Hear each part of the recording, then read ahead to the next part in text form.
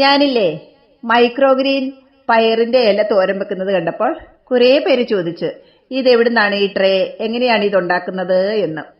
അപ്പൊ ഇതാ നമ്മുടെ ഏറ്റവും നല്ലതുപോലെ വളരുന്നത് ചെറുപയറാണ്. എല്ലാ പയറുകളും വളർത്താം, പക്ഷെ ചെറുപയർ ഏറ്റവും പെട്ടെന്ന് വളരും. ചെറുപയർ നമ്മൾ തലേദിവസം രാത്രിയിലെ വെള്ളത്തിലിടണം. എന്നിട്ട് അത് പിറ്റേ ദിവസം രാവിലെ തന്നെ, ഒരുപാട് സമയം കഴിഞ്ഞു പോകരുത്, രാവിലെ തന്നെ എടുത്ത് ഇതുപോലെ ഒരു തോർത്തിലേക്ക് ഇട്ട് നമ്മൾ ഇങ്ങനെ ഒരു കിഴി കെട്ടുന്നത് പോലെ കെട്ടി തൂക്കിയിടുക. പാത്രങ്ങളിലൊക്കെ അടച്ചു വെച്ചാലൊക്കെ ഇത് വളരും. വെറുതെ ഈ അരിപ്പയിൽ ഇട്ട് വെച്ചിരുന്നാലും അത് പിറ്റേ ദിവസം നല്ല മുളച്ചിരിക്കും. പക്ഷെ ഏറ്റവും നല്ലതുപോലെ മുളയ്ക്കുന്നത് ഇതുപോലെ ഒരു തോർത്തിന്റെ അകത്ത് കെട്ടി തൂക്കിയിടുമ്പോഴാണ്.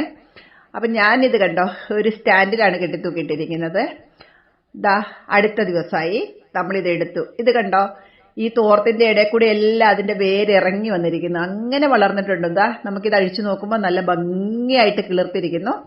അത് ഒരു ഇതാണ് ഇതിന്റെ ട്രേ.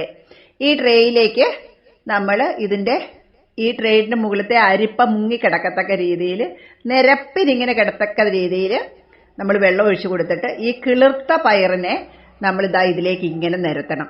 നിരത്തിയിട്ട് ഒരു പാത്രം കൊണ്ട് അടച്ചു വെക്കണം. എയർ കയറാത്ത രീതിയിൽ അടച്ച് 2 days വെക്കുക.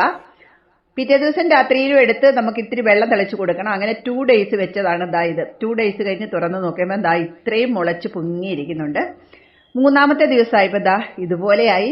4-ാമത്തെ ദിവസമായപ്പോൾ എൻ്റെ പയർ ഈ പ്രാവശ്യം ഭയങ്കരമായിട്ടും വളർന്നിട്ടുണ്ട്. 5-ാമത്തെ ദിവസം നമുക്ക് നല്ല ഭംഗിക്ക് വെട്ടി തോരൻ വെക്കാൻ പാകത്തിനായി. ഇതിപ്പോൾ 6-ാമത്തെ ദിവസമാണ്. ഈ പ്രാവശ്യം 7 വരെ നിർത്തുന്നില്ല, കാരണം ഒരുപാട് വളർന്നിട്ടുണ്ട്.